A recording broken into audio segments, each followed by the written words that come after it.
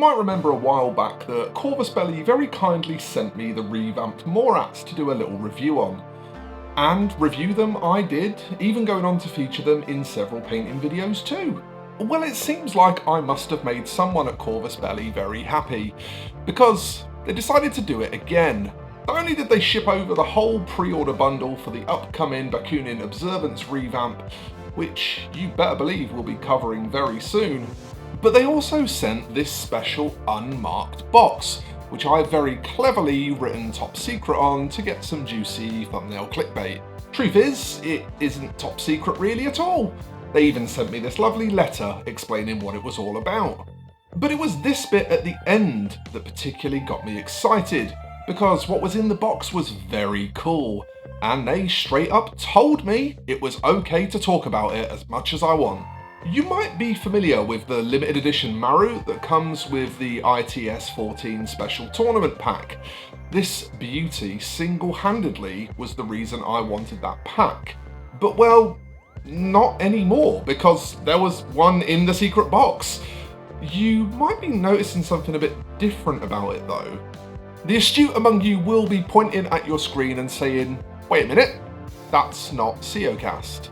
And you'd be quite right, because this is in fact a prototype or a pre-release of a brand new material that Corvus Belli is trialling, and boy is it special. The material is a PVC resin blend made by a company called Unicool out of Guangdong province in China. A quick look at Unicool's website tells us that they specialise in making highly detailed action figures, statues and miniatures. But the examples don't really show anything that's of the kind of detail level of an Infinity miniature. Now in my secret box, Corvus Belli also very kindly included a prototype of the IR from the same ITS pack, in the same material by Unicool. And well, since they asked me to put it through its paces and said I could talk about it, and we have no real idea from Unicool if they're up to the job, we're gonna science this bitch. Well, kind of. I'm not actually a scientist, but I'm gonna do my best to be fair. The first question I wanted to answer was, does the new material hold detail as well as both Seocast and metal, the existing offerings from Corvus Belli? And if we look at our Maru next to the brand new Penitent Observant, well, sculpting considered, I think the Unicool material might actually even be a touch better. But what about metal? My old Raicho here sure is crispy, but a close look shows me no real strong discernible differences between the two. So on bigger models at least, it feels like the new material holds detail pretty well, just as well as anything else.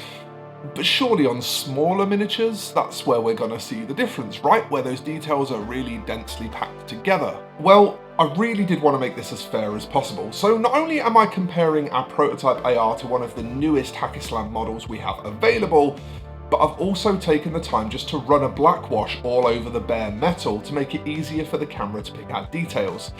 You know how sometimes it can just be difficult to see metal miniatures under a camera. The result of all this? Well, again, the Unicool material is at least keeping up. It might even again be a little bit better. So detail, which is without a doubt, and I'm sure all of you Infinity players will agree, the most important thing when it comes to a Corvus Belli miniature, the material seems to do what it needs to do there. But I wanted to give it some more practical tests as well. The first thing is cleanup. Corvus Belli promised in their letter that there'd be no issues here, and I'm genuinely, as someone who hates cleanup and building, ecstatic to report that that was no lie. The material can be scraped and filed just like hard plastics without going kind of furry like Seocast does. The material also cuts really cleanly with clippers and doesn't seem prone to leaving pits behind where the gates connect to the model. That's a big bonus. Gluing is also fine. If you're an Infinity player, you're already comfortable with super glue and activator spray. But as an added bonus, the material seems to be just a little bit porous, meaning the glue grips much faster than it does on metal. No more holding parts together with one hand in some awkward angle while you try and reach over yourself for your activator with the other hand. That sounds good to me. It's also worth noting that the material can be rebent by heating, but it needs to be brought up close to 100 degrees C to do so, which means it's not really in any danger of ambient temperatures. But it is a handy feature, and it does give it an advantage over metal. Whilst I noticed no serious gaps on the Maru, the IR did have a pretty noticeable one. But again, the material interacts with fillers pretty much exactly how you'd expect, so this wasn't a problem, it was easy to plug that gap. And finally, when I first showed this material on Facebook, there was a bit of concern about what appeared to be leftover supports from the 3D printed master that have made it through into the cast. Whilst I suspect this is more of an issue of it being a prototype, I wanted to address this first of all just by pointing out how ridiculously tiny these bubbles are. Also, it's worth mentioning here that they whip off really easy with a knife anyway.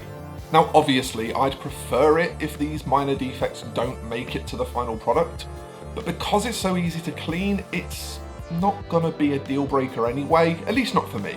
And finally, before we wrap this up, I wanted to go over painting quickly, first with some airbrush application. The material primed up happily in one coat with no pre-washing needed, which was very interesting and something I wanted to specifically test. And well, obviously once the primer was on, things just went swimmingly. I mean, once it's primed, it's like painting over anything else primed, I guess. And when it comes to brushwork, it's again just business as usual, with honestly no difference in feeling or required technique to paint in any other plastic or resin mini I've ever worked on. So in conclusion, it just works.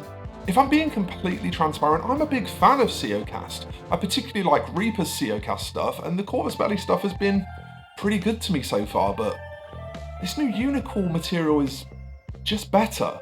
The initial plan is for these two models in the ITS-14 tournament box to be replaced with this Unicool material. So if you're getting that box, then you're probably going to get your hands on this material yourself pretty soon. But I'll be honest, I kind of wouldn't be mad if this just replaced COCast completely.